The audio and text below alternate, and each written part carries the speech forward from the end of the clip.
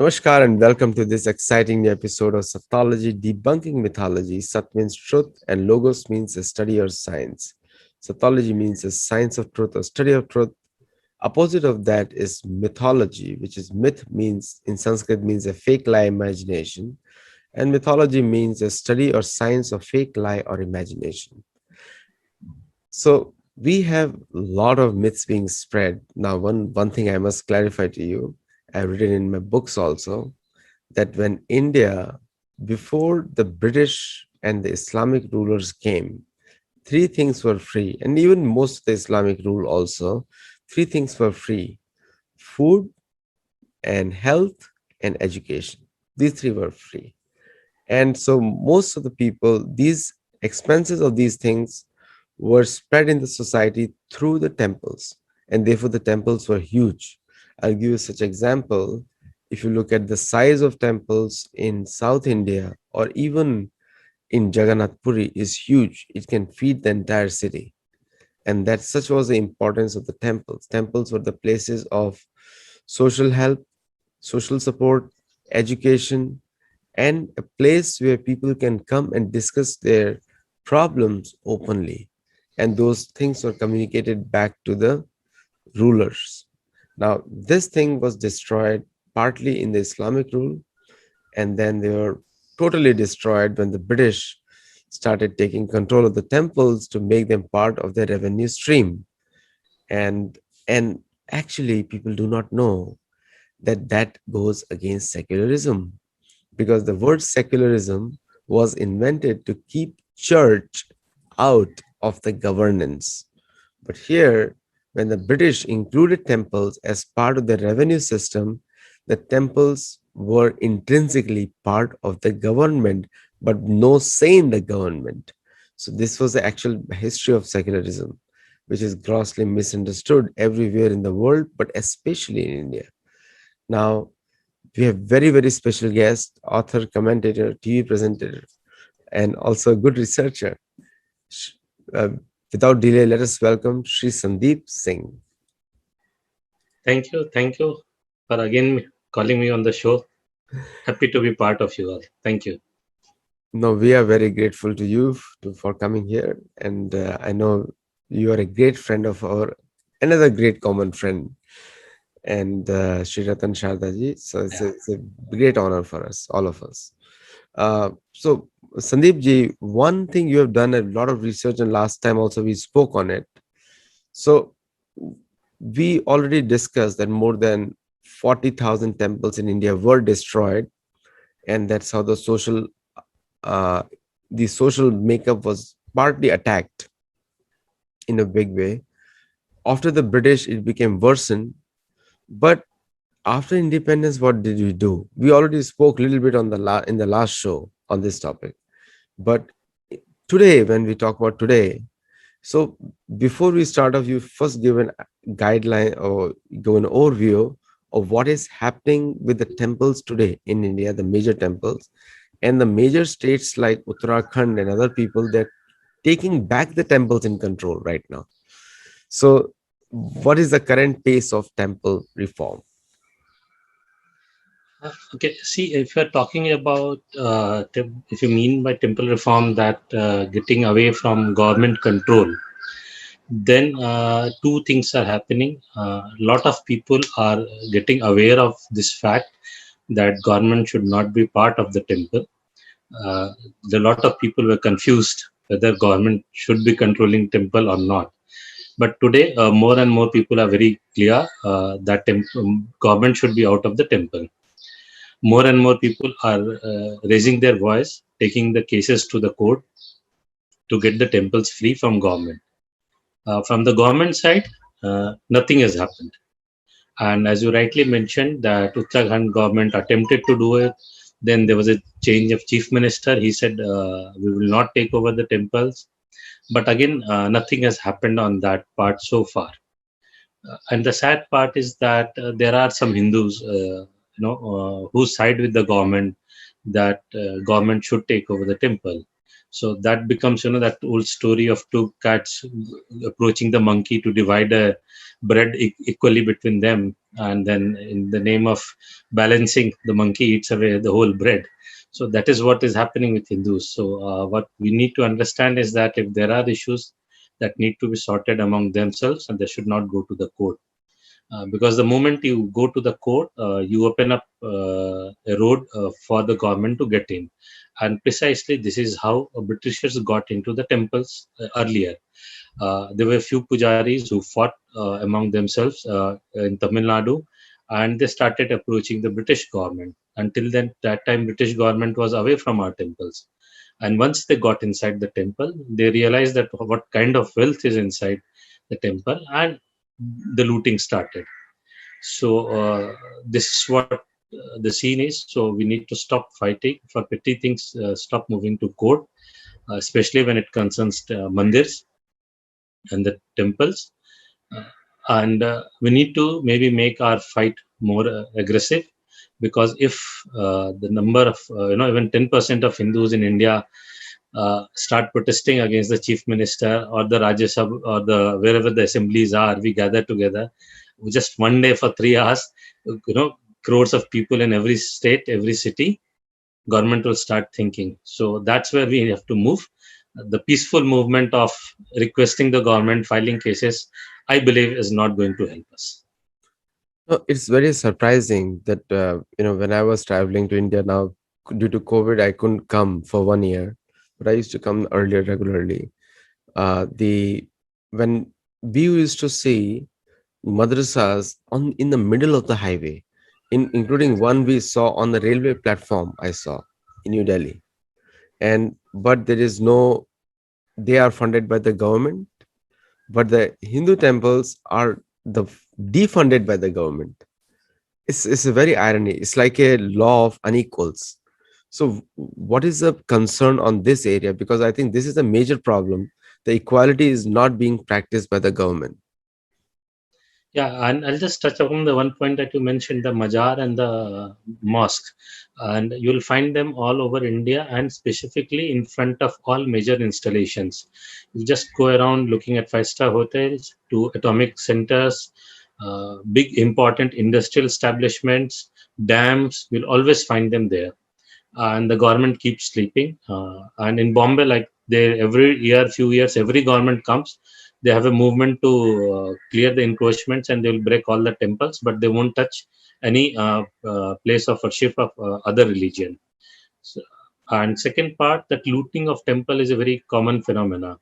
I had mentioned, I guess, in earlier talk also, that when COVID started, the Chinese virus in India, Tamil Nadu government gave an instruction that for all temples should pay 10 crores to mosques. Central government didn't say that we have shortage of money. State government didn't say, but the loot from temple must go on. So as I said that, we as a Hindu society at large are responsible for it. We are not raising our voice. We are not protesting enough against this government's action. But the other part is that the number of people who are raising their voice and they're getting aware day by day is increasing. And thanks to shows by people like you, that helps to make more people aware. I'll tell you one common issues that they ask generally is that, if government will go out, who will manage it? There are two answers to it. There are many government departments which are not managed properly.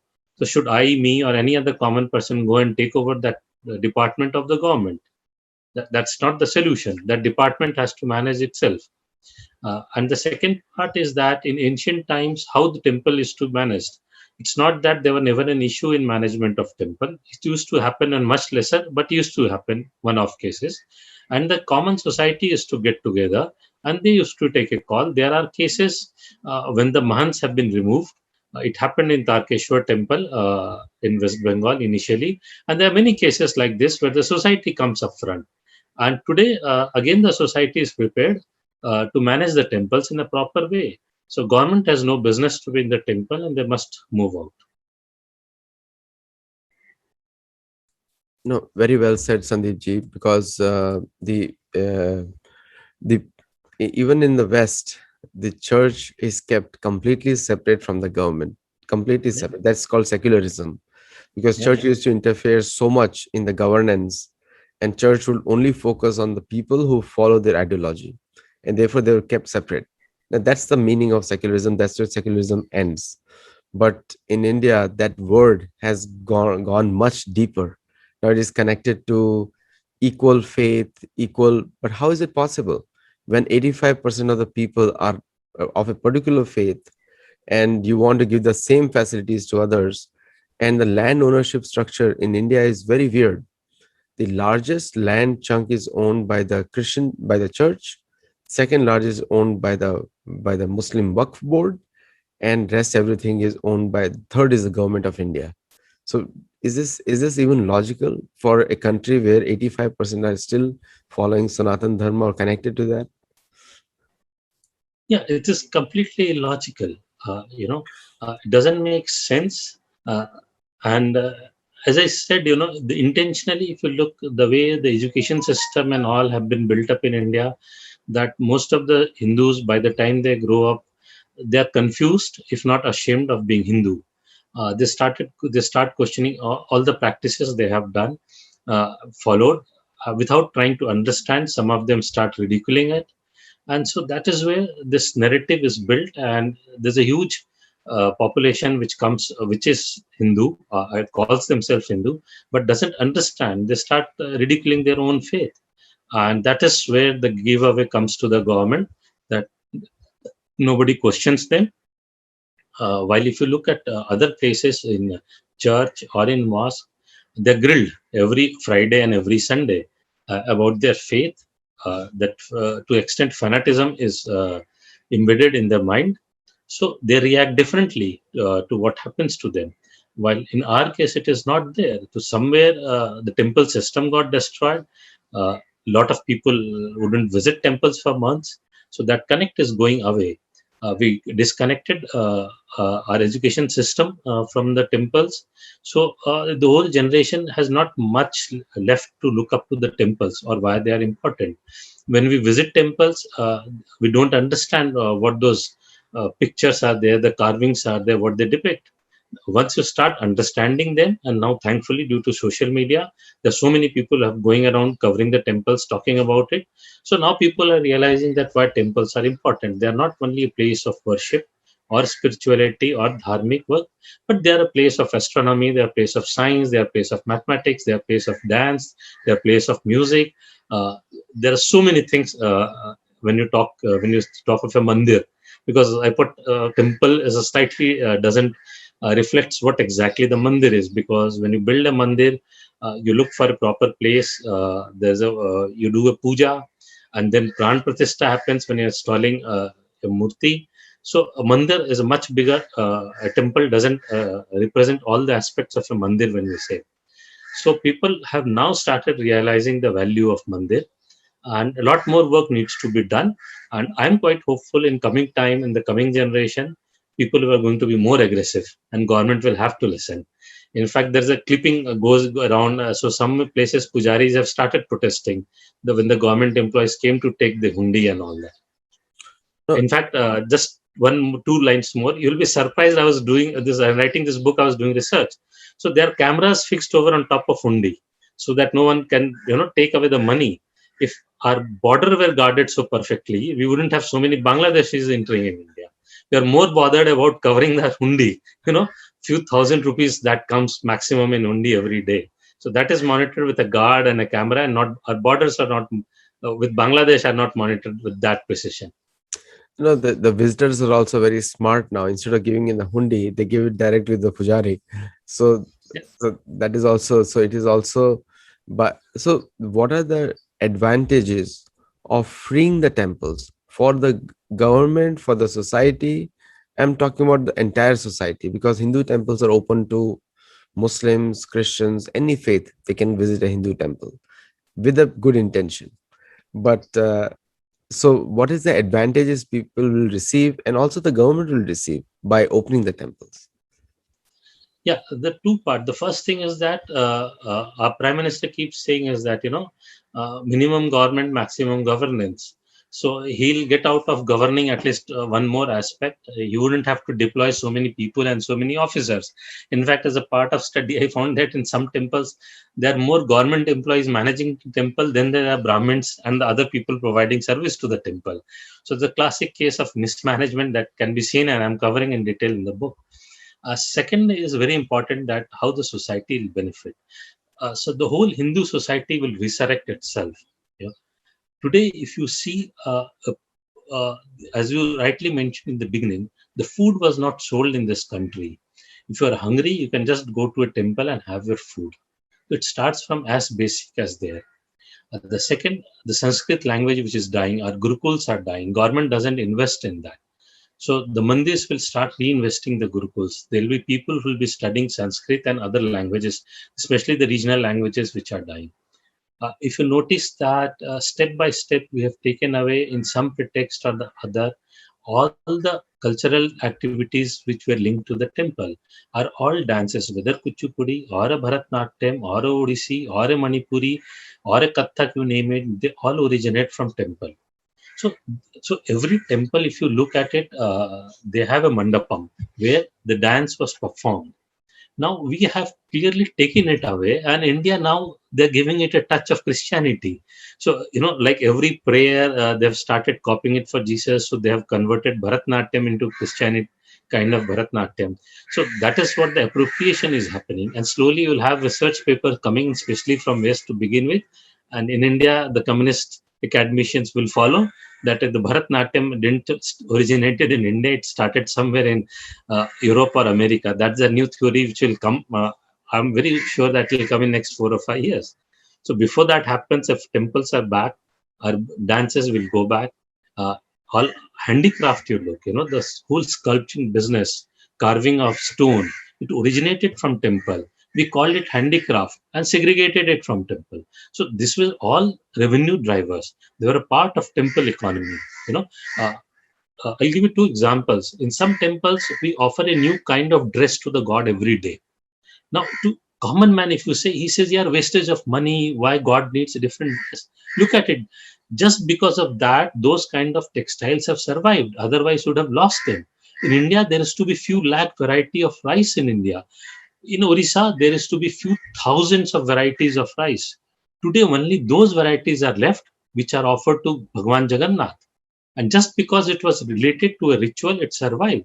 There were many flowers and fruits and trees whose leaves are offered. If you go around looking at temples, they survive just because they are connected to the temple and to a particular god. Rest of the species we have lost over the period. So they were just not rituals. There are way to protect those species, or the way to have a copyright or of a patent kind of a thing. You will be surprised that we have so many handicraft painting. So Patachitra happens in Orissa, Madhubani happens in Bihar. Both have religious paintings, but we have called them secular artwork. That's what government defines it, unfortunately. And the other beautiful part, if you notice, is Samudra Manthan will be not depicted in a Patachitra, and 64 arts will not be depicted in Madhubani painting.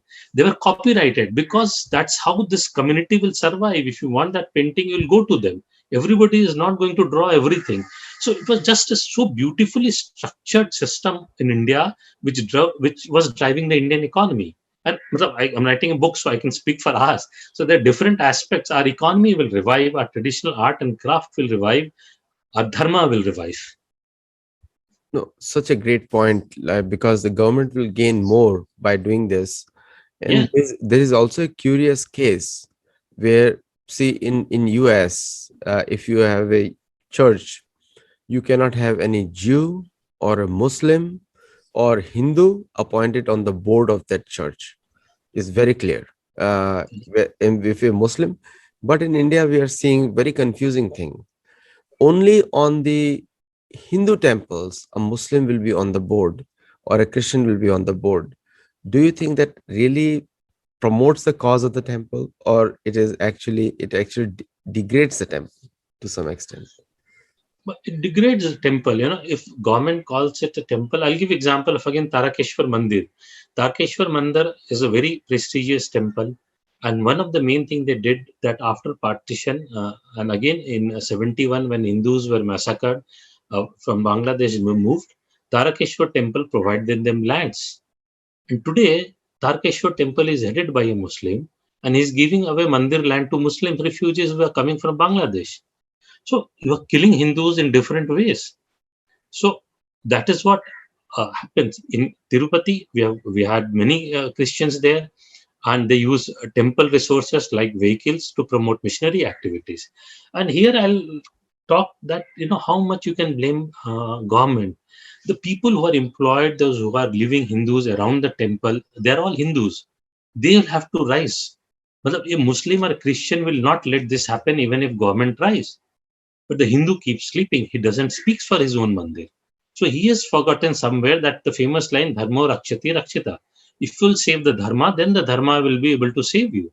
And we have seen it happening in Pakistan, Bangladesh. It's still happening to Hindus living in Pakistan that they're being killed. So it's happening in Bengal. We have seen after the elections. So if they are not going to rise, then they will be killed.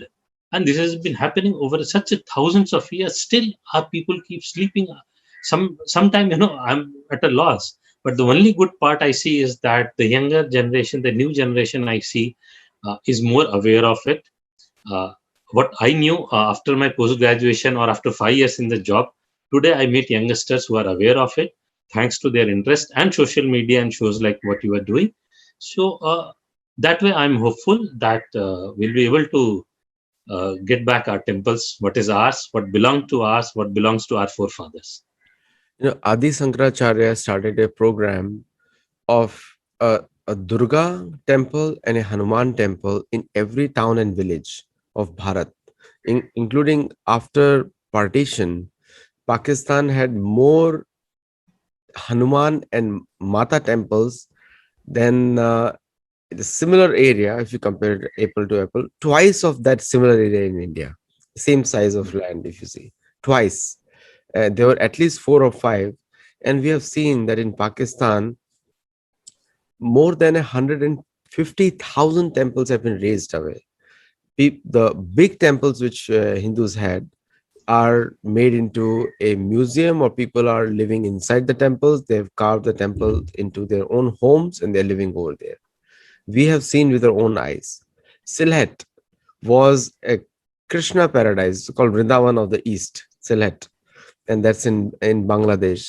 And it has also now completely self-destroyed itself with the Abrahamic thought process. And actually, we have seen the people becoming poorer. So when the Hindu temple goes down, it decreases the prosperity of the entire region. A mosque or any other place of worship, any of other faiths or other opinions, I call it, they are actually net consumers, not providers. You have seen that. So have you also captured that statistics in your work? Oh yeah, in fact, I'll give a wonderful example. When British set up Madras, today's Chennai, so they realized that people are not coming to stay here. So they encouraged merchants to set up temples because they said once mandirs will be there, more and more people will come. Because till that time, the capital of South was not Madras those days, and they asked merchants to build temple, and that's how so many temples came up in Madras during those days. But they couldn't match the grandeur of earlier temples in Madurai or Meenakshi. And as I said, the temples have lot many aspects. It's not that just, it's not like a factory that you'll set up a temple and start generating revenue for you. So there are a lot of things goes into building a mandir. So there are documentary evidence of many such cases. In fact, the Puri temple, they didn't destroy Mughals because by that time they realized that they can tax people heavily who visit the temple and they can make money. So that was also one of the reasons that it survived for a long period of time. You gave example of Sylhet, slightly digressing, but again a Hindu fault. Sylhet was supposed to be part of Assam, but the then chief minister of Assam, when it was getting partitioned, refused to include Sylhet in Assam because there were too many Bengali population. And it was quite far from Bengal to be included in it. So that was left to be part of Bangladesh. And Hindus were killed, and as you said, what has happened to it now? So most of the damage, or majority of damage, have been done by Hindus themselves for their cause. We should never forget it. so that we should never repeat these mistakes again. So, coming back to your original question, yes, I think I've mentioned it. I'll take 3 minutes to explain again that, if you look at in the US, if you type the Rust Belt of USA, what you will get is Detroit and surrounding areas. And Detroit was the city of modern industry, the automobile. But later, what happens? You could manufacture cheaper cars in Philippines, Korea, Japan, India. So those industries shifted there, and Detroit closed down. You'll be aware of what happened to Detroit better than me. But look at some of the oldest city which have continuous living population: Pushkar, Patliputra, Ujjain, Varanasi, and Rameshwaram. None of them have industry. In fact, Varanasi is considered older than history. They all are temple towns and they have survived without economy. No city will survive. So they all have survived just based on temple economy. So there can't be bigger proof than that. You very well said that the temple word cannot be used for mandir, and I made one note. Mandir is a place for the mind. Pacify your mind. This is a different place. It's like a place where you like to go. Your heart goes there. Many things are there. And I toured Vatican, and I could not find single iota of peace in Vatican. The only thing I saw was a museum. I saw the whole Vatican Church, St. Peter's Cathedral. People do not know that Peter's was killed in the middle. That's called Peter Square. And that too in a very barbaric way. He was hung upside down with one leg, and he drained his blood through the mouth. That's how he was killed. Okay, and people do not know and he was one of the first disciples of whatever Jesus or whatever they call them. Anyway, so the point I'm trying to say that when you come to a Hindu temple, you see a freedom, you see some happiness within your heart, and which is palpable. Like yoga is a science, so you can experience it. You can experience the happiness. It's not just me. Anyone will tell you. A normal American you take from here to Kumbh Mela, and he will say, "This is something different." This any Kumbh Mela. Now, that experience is the biggest tourist attractor in the world, because throughout the world you have mosques, throughout the world you have churches, but India is the place for the temple, for mandir. So do you think that Indian Tourism Ministry pays attention to this fact, or because this is the biggest earner for India? Yes, in fact, we're talking of economy, the modern economy. So if you study there are research reports, if you'll just look on the net, you'll find it, that the airlines, the flying to our dharmic places, and the hotels operating in dharmic places are always 100% occupied. Even during this attack of Chinese virus, these places have a decent occupancy rate even for the hotels. And all 5-star hotels are making a beeline to operate from dharmic places. And government is looking at it. My only concern is that, I want to differentiate between tourism pilgrimage and Tirth Yatra, because both are done with a very different objective. Tourism, people roam around to relax. People look for places where they can drink. It's becoming common in India. And they have a very different mindset of when they go to a tourist place. And when they visit a temple, they expect the same thing. But when you visit a temple or a mandir, as we say, you need to be in a very different frame of mind. There is a whole lot of movement to reform, change our mandirs. So it should be neat and clean, because that's what they have seen in the church or the mosque. But our mandirs are different. We worship trees. Our mandirs will have bargad and people tree. And those leaves will fall down continuously. And there's a different experience when you walk over those leaves fallen on the ground. They touch your bare foot because you walk in the temple without your shoes. You walk on those plain sangmarmar or the marble or the granite or different kind of stones that the mandirs have been carved on. So all this gives you very different experience. So people, only those who want to visit mandir with the aspect of understanding dharma, or with the dharmic view, or in English with a spiritual view, they should come. If someone is thinking of visiting it as a tourist place, then they should not, because then they start looking at what tourists want. So soon we have, government has started making offering of liquor in holier places, like in Haridwar and all. It was not allowed. People want to eat non-veg, which was not allowed in the area where the mandir is. People will like to have a bar and what not. But if you want that, then why are you coming to our dharmic places? For that, you have much better places. If you want a casino, you have a Las Vegas, you have a Macau. Don't come to India. Don't come to our mandirs looking for those kind of things. That's the submission I want to make. So government also is falling into that trap of promoting tourism, but government should get off it. Let mandirs promote it, and it should be a dharmic or a tirth yatra and not a tourism. We need to make a differentiation on that. I'm writing in detail in my book on that. The number of foreigners visiting is Rishikesh. So see, when people come to these places, and another aspect comes in with the temple independence.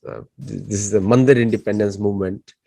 One of the things which comes into the mind is that infrastructure of those places. Now, people always go and say, "Look at Vatican, how beautiful it is, how clean it is," but they don't realize that the government takes majority of the money from these mandirs, large mandirs in Vrindavan, everywhere. They take the money. There is no money left for development. That money is used by the government to dole out favors to other people. So it's like, even for Muslims, this money is haram. For Christians also, for Christians, this money is mammon. For everyone else, this money is not good according to their own faiths. Now, so when you take the money, now, when it comes to government, what will it be called? Like, if for everyone, this money is not to be used as per the religious texts, but for government, when they take the money, what is it called? Like, it's called looting, or what it is? Yeah, it's a loot. It's a very out and out loot. There is no denying and no mincing of the word that it's out and out loot by the government. It's theft of Hindu money. So it's no different than what Mughals did or what British did. So I won't mince the word, and this is what government is doing to Hindus. And in fact, you have got Archaeological Survey of India, which only takes care of Muslim monuments, none of the Hindu monuments. And if they want, even if they bother to take care, they in turn damage it more. There are enough number of cases where those fine carvings have been completely cemented. That's the wisdom. They do it in the name of preserving. And in fact, the recent judgment has come of a court that all Hindu temples which are 100-year-old should be given to Archaeological Survey of India. It directly means that stop worshipping in those temples, because the moment they'll go under archaeological department, they'll become heritage building, and there's a lock will be put on it. Hindus can't worship there. So this is the different ways the government is devising, to take away mandirs from Hindus even today. And that's a very sad state of affair, what is going on. So when people complain that the place is not developed, Vrindavan is how dirty Vrindavan is, and how, so when the government is taking the money, isn't their responsibility to put that money back in those facilities? Or if the another option is, if it is given to a local committee made of all the local temples combined, and that money is used for development of the place, is which are the two models better? Because when anyone visits these places, they feel sorry, especially from the cities, who have some utopian idea that the temple should look like a shopping mall, or it should be as spick and span. But they do forget to realize that malls are all privately owned, and they are selling something. If the money was with the temples, or and also considering that the temple managements are also honest, that they literally use the money in the local places to upgrade the facilities. What is your view on that? Because I think that's a major economy chunk which is going out from there. Yeah, so there are three parts to it. So one is that I personally believe that those who want mandirs to look like malls, they need not visit mandirs. Mandirs have a different aura, and they are made differently. Our mandirs were neat and clean. Our mandirs were museums. They were place of scientific research. Uh, they were a place of art and culture. They were very clean. And in fact, not only that, we have all that development used to happen because of mandir. We have recorded evidence inscribed on rocks that the mandirs used to take up the agriculture land which were not productive. It was the mandir's job. They used to provide irrigation. Lot of time they used to dig up canals with the money that was donated to the mandir. And once that land was used to become worth cultivating, that was given away to the poor people. And that's how the mandirs kept helping in growing the economy. If you go to south of India, you will see many canals, many lakes, many wells. They all belong to the mandir. It's just that over a period, Mandir doesn't have money. Mandir don't have money to pay to the pujaris there. So how are they going to take care of those wells? They are drying up. The canals are drying up. So there's some last few years the movement is to start reactivate those canals and the wells, and some of them have been recharged and they are helping the society. And I'm just giving an example of Tamil Nadu, but that you'll find it in Rajasthan. All the Baudis had a mandir, and that's where the water was preserved. So you go across, travel across the India, you'll find wherever temples were there, they were in charge of the economy. So the whole economy revolved, generated around the mandir. Without mandir, there was no economy. So I can give umpteen number of examples. To give you another example, just take flowers. Even today, the flower worth few ton is offered in bigger temples every day. So there are villages who only grow those flowers. In the morning, somebody carries it to the mandir. Somebody makes mala out of it, and then that is bought and offered to the god or goddesses. So just one thing, flowers take care of 25 to 50 families because of one big mandir. I'll give you another example. You'll be surprised and shocked maybe. We all know that in Jagannath Puri, the Mahaprasad is offered in the clay pot, what we call handi. And when the temple was set up, when the mandir was set up by the king, he had set up 3 villages of potters. Their only job was to make those pots and supply to the mandir.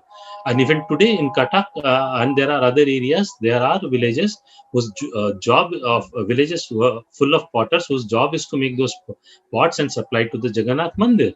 And every year, worth 5 or 6 crores of those clay pot are used by the mandir, and it is environment friendly.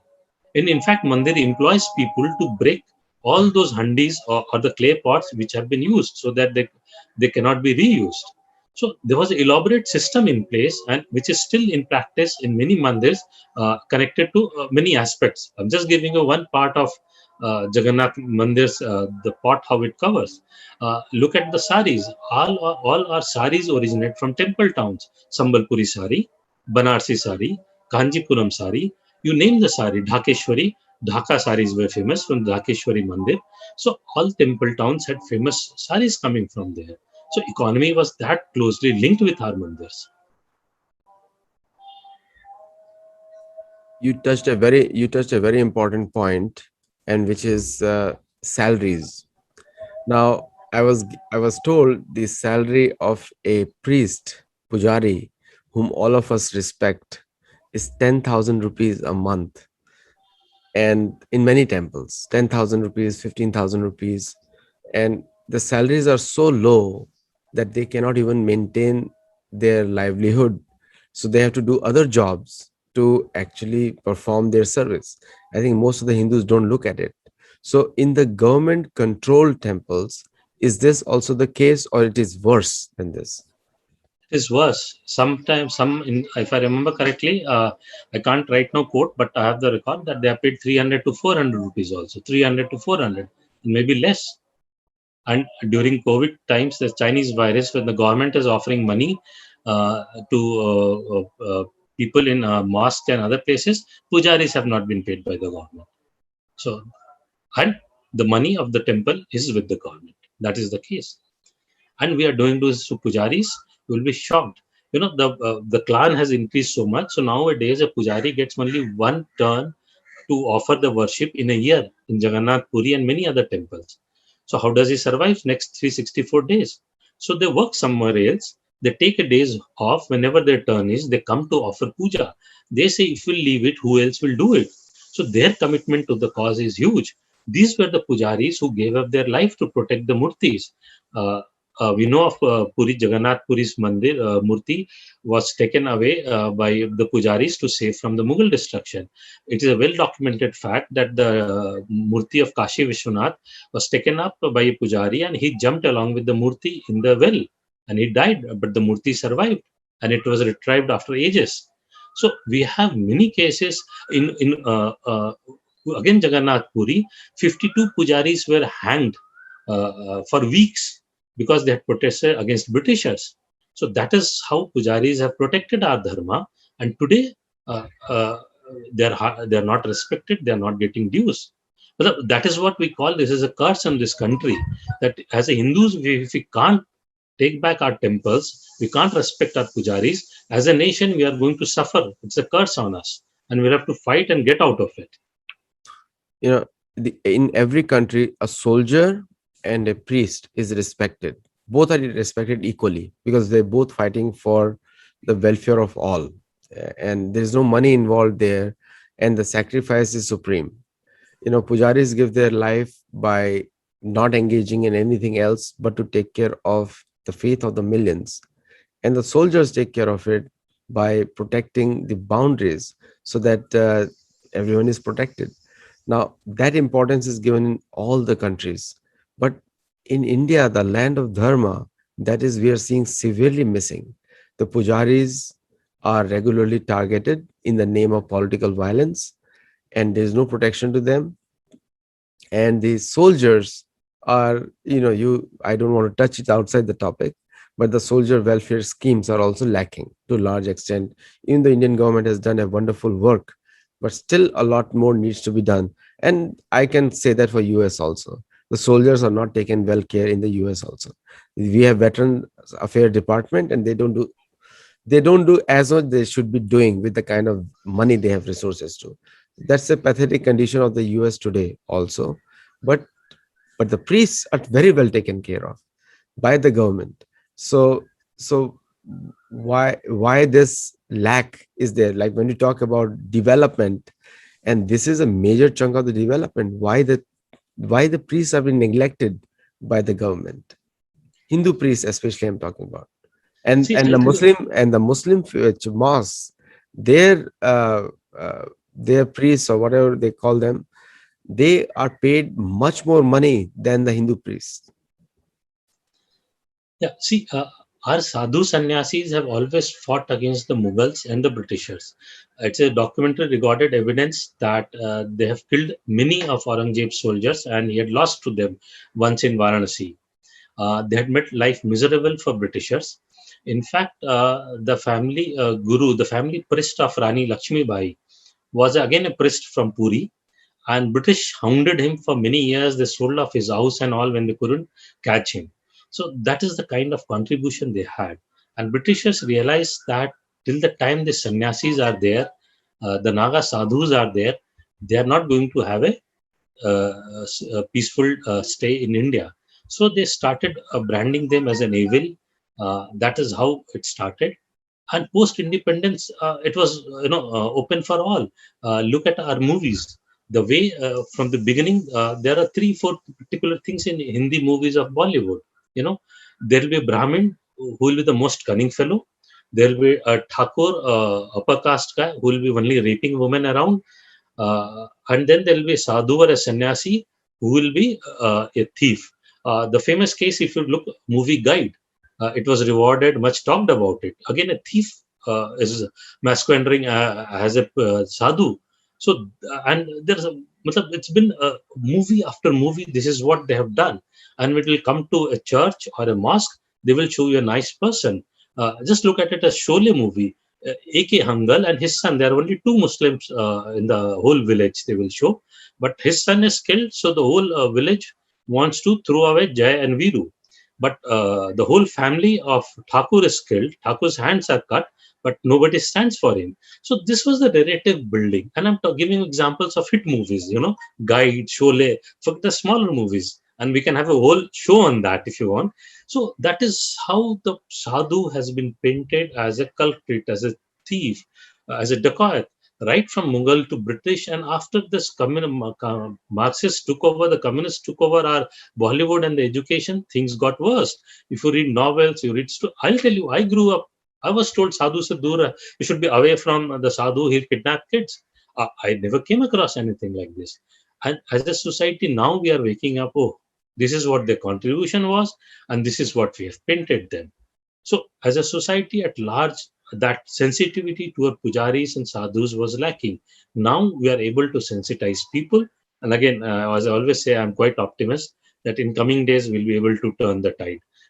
These are tough times, but we are going to win it. You are absolutely right. And I mean, even though it's a tough time, but we are going to still win it. But the point which is still intriguing to the mind is that in every part of the world, people protect the faith of the natives. Every part of the world, America has a big movement starting for Native Americans, Black African History Month. But for Hindus, all kinds of rules are applied in India. And Americans question that. Not even Indians, Americans question that. It's your country. The majority population is being not taken care. And why and it's not that we are asking something extra. They're just saying level playing field. And so the whole thing of to making it uniform, homogeneous doesn't work anywhere. It creates worse management issues, civil management issues. And that is we are seeing now in India. Do you think that politicians even care today? Because I was talking to somebody in the Ministry of Culture in India. The Aga Khan Trust is $40 million they invested for New Delhi, highlighting only the medieval Islamic history of New Delhi, which is partly true because most of the Mughal rulers ruled maximum 137 years total from Babur to down. 137 years. The rest of the time they were fighting wars. And Humayun tomb, every single tomb is built on a temple. Every single tomb. See, if they build tombs on top of a temple and they build a mosque away from the tomb, that is the way it goes on. So both ways they occupy the land. So the Humayun tomb is somebody researches more. I have only preliminary information. But in the middle of the Purana Kila, there is a Kunti temple that was built by the Pandavas. That nobody has, and only one family is maintaining it. But the entire Ministry of Culture, everybody else, because they got funding from Aga Khan Trust, and $40 million is nothing for India. It's very small money. Even a small Delhi businessman may make more money than that. But the Indian government gave them $40 million additional. So it's now $80 million for highlighting all the Muslim monuments only. Isn't this goes against the rights of the majority of the people living there? And I'm surprised nobody is even opposing it. No, there are many people who are opposing it. They did oppose. Just that the number was not substantial. And the second part is that, for some monuments, I guess there were Hindu monuments also, some private money was coming in. So the whole opposition in India made a huge hue and cry. And I think it was dropped off. I don't recall what happened. So there is a very huge ecosystem which doesn't have a base in the common man, but our people, those who are in power, are quite scared of them.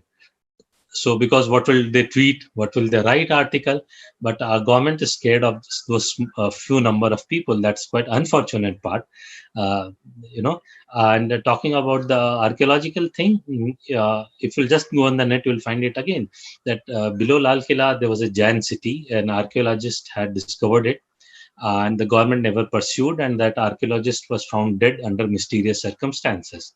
So under Delhi, obviously, that whatever you see the Mughal structure, below that there is a Hindu structure, because Indraprasth was there, and at some point of time, I'm sure we are going to dig it up. It's a matter of time, but Hindus are rising, they are awakening. The new generation is realizing what belongs to them. And there are so many things that we discussed today I wasn't aware of as a student. Like I go and teach, so student asked me that, sir, why it is not taught to us so far? I said, you are lucky that it's being taught at some point of time. As a student, I never knew that it existed.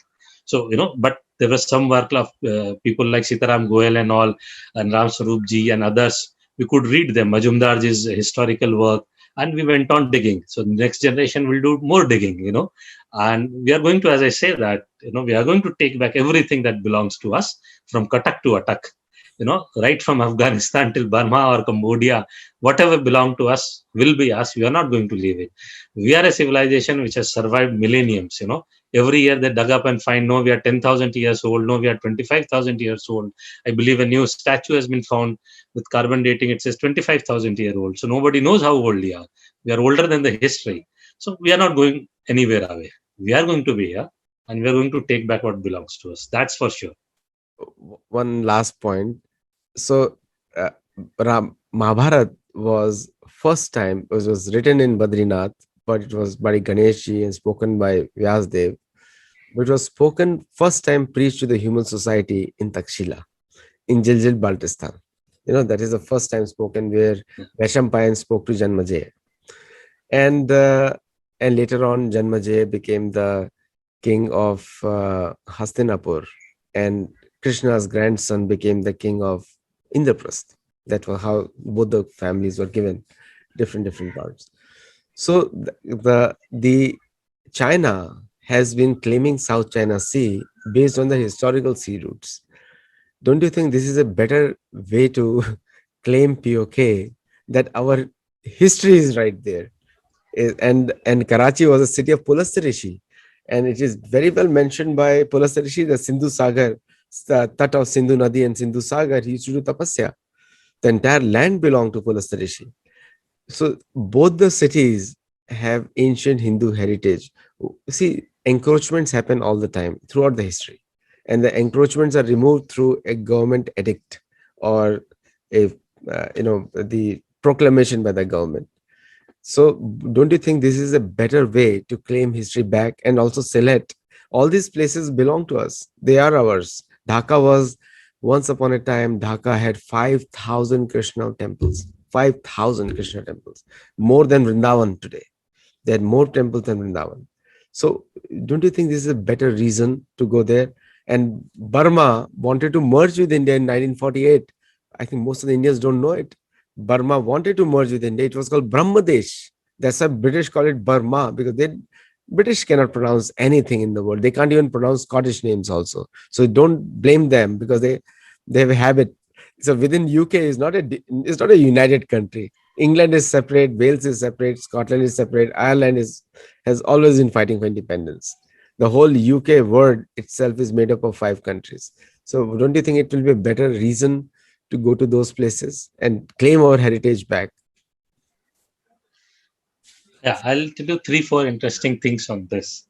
So by that logic, actually, we own whole of China, because Buddha went from here, and there are a whole lot of temples, and large part of China was more connected to India than the central China, what it was. So yes, by that logic, we'll own large part of China also.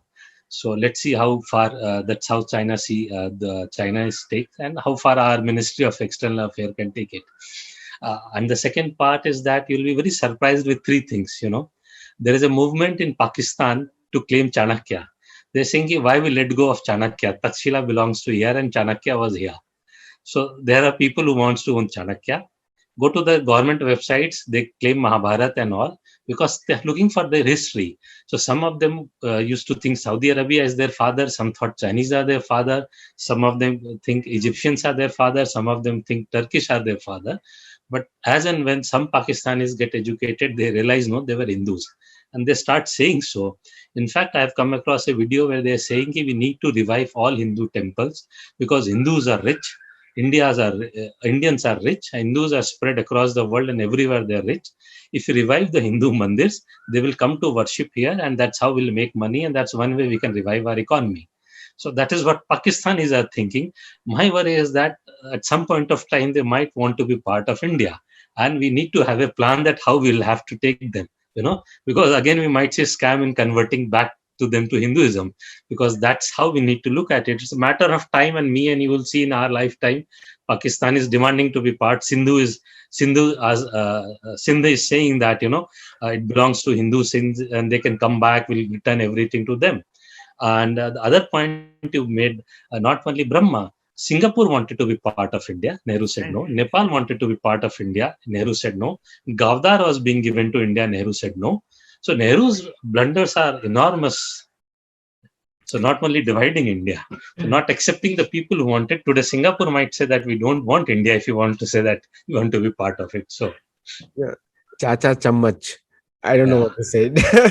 Anyway, so the point is the great points you brought, because if you look at the history of all these Abrahamic faith-driven countries, all Abrahamic faith, they anywhere where the faith has ruled except Sanatan Dharma, all societies are collapsed. Take example of all South American countries where the church is supreme. All are poor. All are poor. Brazil is a very bad condition inside the country. I mean, don't even want to say it. I've been there many, many times, so I know exactly what goes on inside. Now, when it comes to all Islamic countries are poor. Only the families are rich, except UAE. UAE has secularism in a true sense, where they promote all faiths and all those things. So, and the USA is rich because church is kept outside. There's no way church gets involved. UK is rich because church is thrown outside, not inside. But politicians on a personal level help each church. In USA also, there's a big movement. We have a Christian, because every human being is looking for identity. Now, only Sanatan Dharma is one concept with the Varnashram, where the culture itself makes you prosperous. And so it's a good economic model, as well as a good faith system, as well as it's fulfilling for the heart. What do you have to say on that, sir? Yeah, in fact, there's a study by Pew Forum in USA that of all the communities living in USA, Hindus are most prosperous. And some of the reasons they gave is that minimum number of divorces, almost zero number of live-in relationship, because the family is an important contribution of Hindus. And they're most educated people, and that's why they are most prosperous. And I believe the world is coming back to Sanatan Dharma, and they will realize it, because even in West, more people are turning vegetarian. They are looking for family support. They are looking for spirituality. And that's why one of the reasons why so many are traveling to India. They've started doing yoga. There was another article quite a few years back that we started. They're asking for cremation instead of putting in the under the ground in grave. So more and more people have started practicing the Sanatan Dharma practice.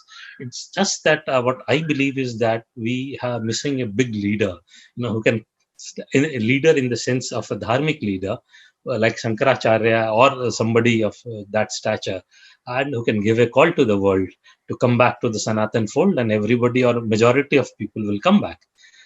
I see it happening, but sooner than later. So as long as we stick to our path, people have stuck. I'll give you a small, another 2-minute example. You'll be shocked. When British took away bonded labor to West Indies and other places to grow sugarcane, because sugarcane cultivation, only people of Eastern UP knew it, Gorakhpur area. And from that's how they were taken all over for sugarcane plantation. And to make sugar out of it. Then they later said that you need to bring the Hindu woman also, because a Hindu men will not marry women of any other race. So if they have people coming, they had made slaves of white skin also. So they and blacks could marry each other, but Hindu men will not marry. So they said, bring Hindu woman. And a Hindu woman will never marry a white man or a black man. And there are recorded evidence. A lot of women committed suicide because some of them wanted to force themselves upon them. So wherever they went, they created a Ganga. You go to Fiji or you go to any West Indies place. I haven't traveled. I don't have a passport, but there are documentary evidence I'm talking of. And passport I don't have is by choice. So they created, there's a mandir, and they retained their Hindu identity. So that is the strength of Sanatan Dharma. No sword can kill it. no amount of cruelty can kill it. We are, as I said, we are around from so many years, and we are going to be there forever. What a beautiful message, Sandeep ji, and I think you have recovered from a bad health, and I hope that you have a very long health and life, Thank you. because it is people like you are needed. We need to bring facts out, and also for viewers who are watching it, very simple thing you can do: write to your MLA or MP immediately, or put an RTI for a temple in your local area. Get the information and act on it.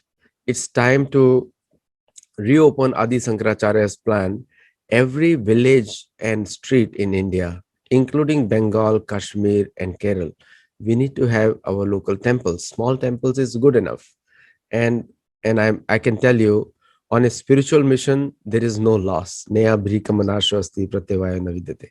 So it's time for us to act instead of talking, discussing, or WhatsApp sharing. WhatsApp sharing is decreases your appetite for activism, because that's what activism is, what is needed. And politicians will have to listen if they want to get the votes. And so that's how we make a change. In America, American politicians lose elections if they defund any church. It is a very serious matter here. If they work against a church, a politician, a simple small Christian sign, if they remove, they lose the election. So this is how it works here. And I hope we have to follow some good practices from everywhere. So it's time. And I think there should be, बोलते हैं हिंदी में, आपके मुंह में घी शक्कर. We want all those lands back. Yeah. So And we'll get it. We'll get it. Thank you so much, and for the Thank you optimism. to you and your audience for Positive listening to message. me. Yes, and so please do subscribe. Let us know your feedback, and this video will be shortly up. Namaste. Thank you.